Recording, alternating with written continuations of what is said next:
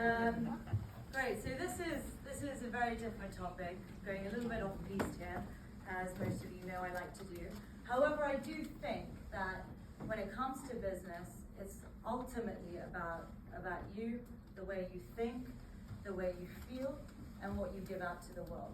And that's why what I really wanted to share with you is these lessons from the Hindu Himalayan masters. As we know, I'm a British-born Indian woman of Hindu heritage, and I teach Hindu philosophy in my spare time when someone listens to me, which is not all the time.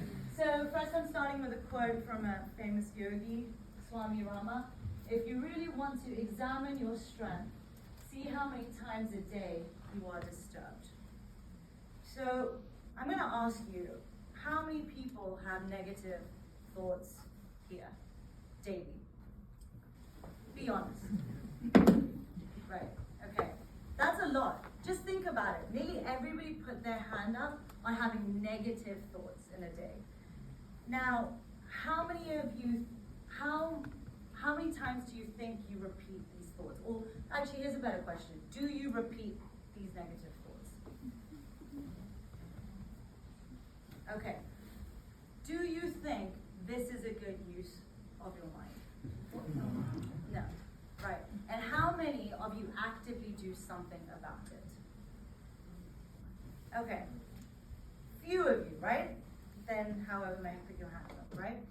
So most humans on average go through between 12,000 and 60,000 thoughts a day. 12,000 to 60,000 thoughts a day. And of that number, 85% are negative. 85% of the thoughts that you are having in a day are negative. And of that 85% of thoughts that are negative, 95% of those thoughts are repetitive. Now just think about it. When something has gone wrong in your life or in a day, or Professor Margolis told you off because you were late, how many times did you replay that in your head over and over again? You don't replay when you're on time. You don't replay when you've got something right, now and again. But the negative thought, you repeat over and over again. And it's a distraction from your productivity, which is what I'm going to go into. So what we're going to discuss is the relationship between the mind, the body, and the intellect. So we're going to start with the mind. In Hindu philosophy, the mind is made up of vasanas. Vasana is a Sanskrit word for impression. An impression can either be positive or negative. But essentially what it is, it's that single thought that you have. Like for me, it's like, I want that chocolate, or I like that chocolate. That becomes like, I need that chocolate. I have to have that chocolate every day. And that becomes a habitual action. So every thought you have creates a groove, a pattern in your mind that turns into a habitual action. Which is why when we start telling people that, hey, you're becoming addicted to this, you're becoming addicted to that, it's not because you don't have control over it, it's because you've given up control by allowing that initial impression to create a groove in your mind, so that thought will only follow into that same groove pattern. So say for example, in your mind you have one groove that is, I love chocolate. This is always mine. I love chocolate, and there's one, I really shouldn't have the chocolate. I don't need the chocolate.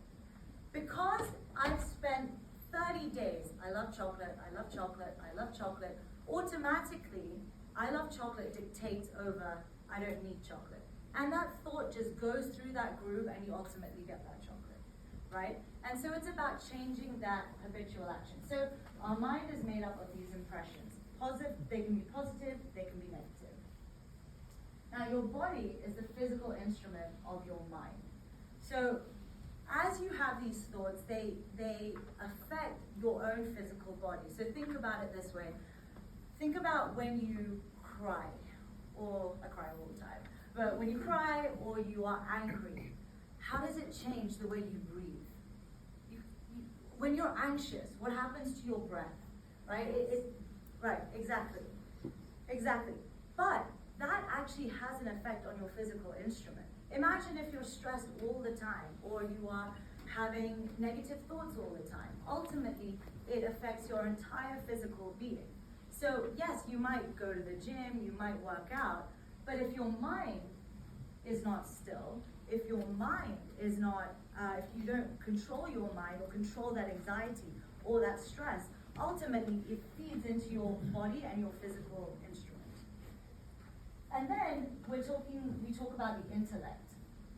Conducting testing with young farmers in the area. Okay, I obviously didn't change that little bit of whatever I was using. I don't know what that's about. Anyway, so the intellect, in this instance, I'm not talking about Professor Gunner's intellect, who has intellect in like every capacity possible. I'm not talking about academic intellect. I'm talking about or intelligence. I'm talking about a discriminating faculty. This voice that is completely separate to your mind. That voice that tells you, I don't need this, or hey, I should step back from this situation and judge it differently. Long term, this might not be beneficial. It's the voice that is rational. It's your rational voice. It's the one that is not impulsive. It's the one that you have a little more hold over. Whereas if you look at your mind behaves like it's a monkey mind, right? It is going from the past to the future. If you think about your daily practice, how many times are you actually thinking in the present moment? Or even tomorrow when you're listening to a case, think how many times are you actually listening to the case, and maybe write a little like dot on your piece of paper every time your mind goes to something that happened in the morning, something that happened in the past, or something that hasn't happened, something in the future. And when your mind is going between the past and the future, it is basically creating anxiety over something that hasn't happened yet, or reliving something that has already happened that you have no control over. The past is gone, it's dead, it's happened. But by you reliving it, you give it power, you take away time from the present moment. In the same way, when you are creating anxiety over the future, I've got to get this done tonight, I've got to go for dinner, I've got to meet this person. Again, you're taking away your productivity and your attention from that present moment. So, the ways to deal with this, look at this amazing woman. Anyway, so the ways to deal with this, refining the mind, change the quality of thoughts. So the one method that we use is called Pukti Yoga or Raj Yoga. Now Bhakti is a Sanskrit word for devotion. Devotional yoga is the idea of surrendering or giving yourself up to something higher. Now traditionally this was God, but it doesn't have to be. It can be surrendering yourself to your own highest good, your own highest self, or to the highest good in somebody else. So when you think about the things that you do and the interactions you have with people, how many times are you really looking at their highest good? Or how can I really serve that person? How can I surrender my ego and dedicate an action to them that is ego-free? And the way we try to do that is through bhakti, is through love. So my mother used to always say to me when I was younger, she was like, I used to be like, I don't like it, I don't want to do that. She would just say, learn to love it. Learn to love it. I grew to actually hate that phrase, but she would always tell me, learn to love it.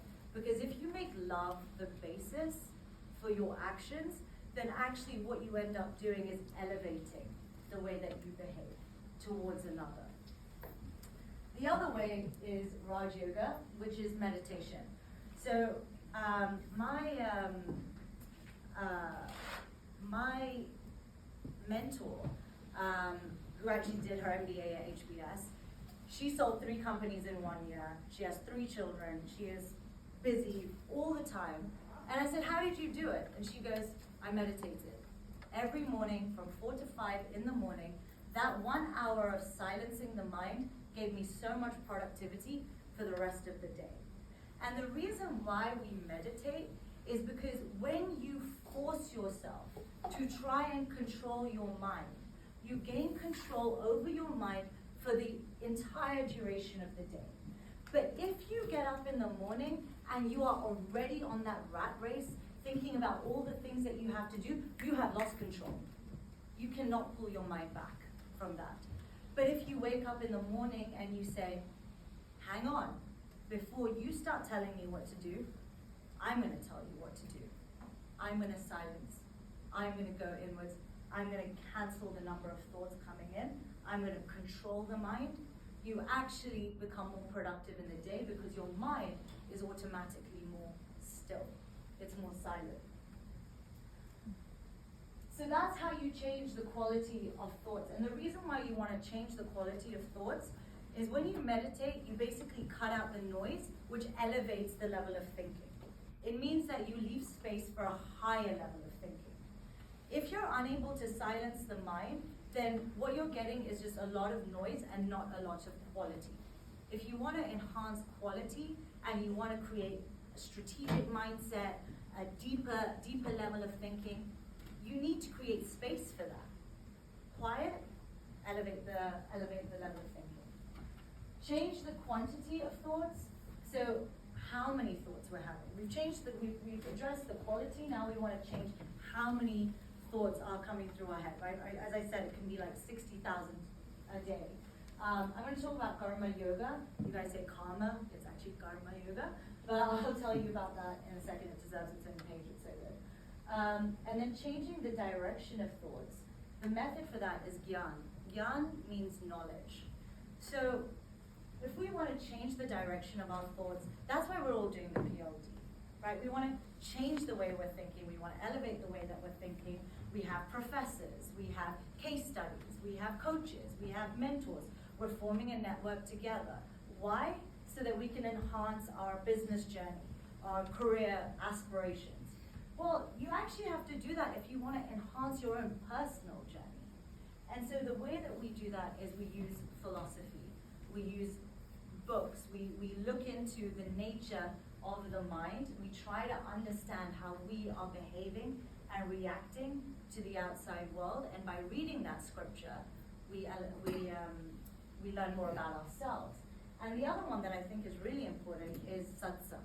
Satsang is who you spend time with, how you choose your company. Because the people that you choose to keep around you, as you know, in a work dynamic, really influences where you're going to go. But it's the same thing as to who you choose in your personal life, who you choose to interact with, because we are all passing energy on towards one another. So if you choose people who have a higher level of thinking, you're likely to adopt that, absorb that. And you want people around you who are going to question who, why, and how are you operating? And should you be operating that way? So that's one method that we use. So karma yoga, it's just checking, yeah, it's 100, so these are the 4 principles of karma yoga. The 4 steps that we take when we produce every action. So number 1, when performing an action, small or big, give it your full attention and attitude. When I am simply picking up this pencil, I should be focused on picking up this pencil. It's very hard. But if you start by things like, can you even brush your teeth without doing anything else? Can you even give your own teeth that attention?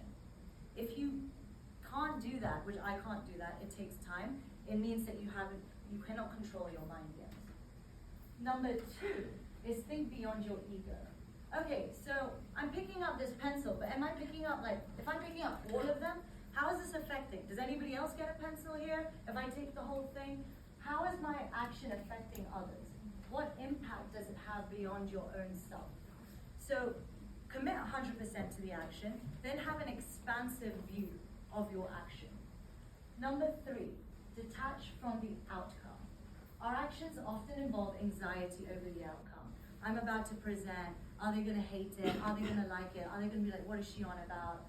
Or regret over the past. I presented this last week, nobody clapped, maybe nobody's going to clap this time.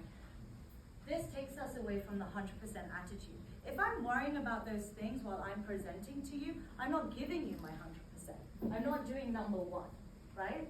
I'm then also not doing number two because I'm not thinking about how I want to have that impact on all of you, right? Because I'm caught up here, right? I'm here, I'm anxious. So detach from the action. Number four is acceptance. If you've done the first three, you should be able to accept the consequences and results and let go. I've done this.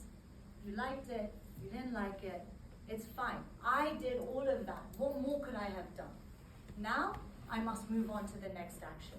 Because if I don't move on and I don't accept, that means I'm compromising what I'm doing next. Yeah?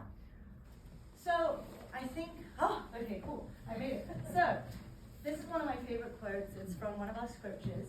That's the Sanskrit at the top. The translation is, one has the right to do good work, but not the right to expect the fruits of the good work.